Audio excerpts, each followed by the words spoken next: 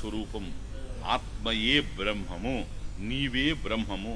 చూడండి, అది నమ్మడం ఇది నమ్మడం ఆ లోకం ఈ లోకం ఏం అవసరం లేదు, నువ్వే బ్రహ్మము.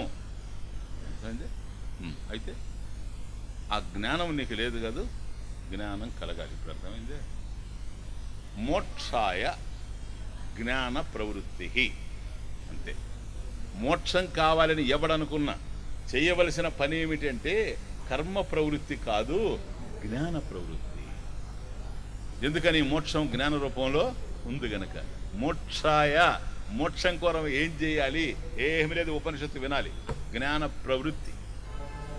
ఎందుకని? ఉన్నదానికి సంబంధించిన జ్ఞానాన్ని ఇస్తుంది గనక. బ్రహ్మకు సంబంధించిన జ్ఞానాన్ని, బ్రహ్మ జ్ఞానాన్ని నీకు అందిస్తుంది, ఆత్మ జ్ఞానాన్ని నీకు అందిస్తుంది. కాబట్టి మోక్షాయ జ్ఞాన ప్రవృత్తి. క్లియర్? జ్ఞానాయ చూడండి, నిజమేనండి. మోక్షం కావాలంటే జ్ఞానం కావాలి. జ్ఞానాయ, జ్ఞానం కావాలంటే ఏం కావాలి? శాస్త్ర పఠనం. అసలు శాస్త్రం అనే పదాన్నే సరిగా రాయలేని వాడు తెలుగులో కూడా మిలికిషా బదులు సారాసేవాడు శాస్త్రం అని వాడు చెప్తాడు. ఏమన్నా తెలుసా? ఎందుకయ్యా శాస్త్రాలు గీస్తాడు? అవన్నీ అవసరం. ఆ గురువు నమ్ముకో, తరించిపోతాం. ఎందుకని? ఆయన తరించాడో లేదో మనకు తెలియదు, ఇక మనం తరించబోతాం. అంటే ఇంకా కూడాను ఈ కాలంలో కూడా ఇట్లా అసందర్భపు వ్యవహారాలు, అసలు తర్కానికి అందనటువంటివి, అశాస్త్రీయమైన విషయాలు మాట్లాడుతూ ఉంటే వినే జనం ఉండారంటే ఆశ్చర్యపడాల్సి వస్తుంది. శాస్త్రం ఎందుకంట అంటే వ్యాసుడి దగ్గర నుంచి, యాజ్ఞవల్కుడి దగ్గర నుంచి, శుకుడి దగ్గర నుంచి, శంకరుడి దగ్గర నుంచి, పాపం వాళ్ళంతా కూడా ఏం ఉపయోగం లేనివాళ్ళు కనుక శాస్త్రాలు పట్టుకున్నారు. ఇందుకు శాస్త్రం, శాస్త్రం తమాషా కాదు.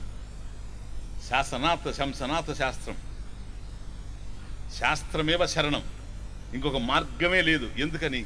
మోక్షం నీకు అర్థమైతే శాస్త్రం అంటే నీకు తెలుస్తుంది. మోక్షం ఎప్పుడైతే జ్ఞానంలో ఉందని తెలిసిపోయిందో, జ్ఞాన రూపంలో, నీకు జ్ఞానమే ప్రధానం కనుక మోక్షం కావాలంటే జ్ఞానం శాస్త్రంలో ఉంది. కాబట్టి మోక్షాయ జ్ఞాన ప్రవృత్తి సంబంధం చూడండి, కనెక్షన్ ఎట్లా ఉందో. మోక్షాయ జ్ఞాన ప్రవృత్తి, జ్ఞానాయ శాస్త్ర పఠనం. అయితే పుస్తకాలు కొనుక్కొని చదువుకుంటాను సార్, కుదరదు సార్, కుదరదు. ఇప్పుడు ఉంది కదా మాండుక్యం, మంత్రం పోతా ఉంటే తెలుస్తుంది మనకు అదేంటి అని. లేదంటే భావం కూడా ఇచ్చేస్తాం, అర్థమైపోద్ది. కాబట్టి ఎత్తు స్వతహా ప్రాప్తం, మనంతటా మనకు తెలిసే అవకాశం లేదు. ఆచార్యవాన్ పురుషో వేద, దీన్ని ఎలా బోధించాలనో, దానికి సంబంధించిన జ్ఞానాన్ని మన హృదయంలో ఎట్లా సుస్థిరం చేయాలనో తెలిసినటువంటి గురుదేవుడు చెప్తే తప్ప అర్థమయ్యే అవకాశం లేనే లేదు గనక గురూప సదనం శాస్త్ర పఠనం.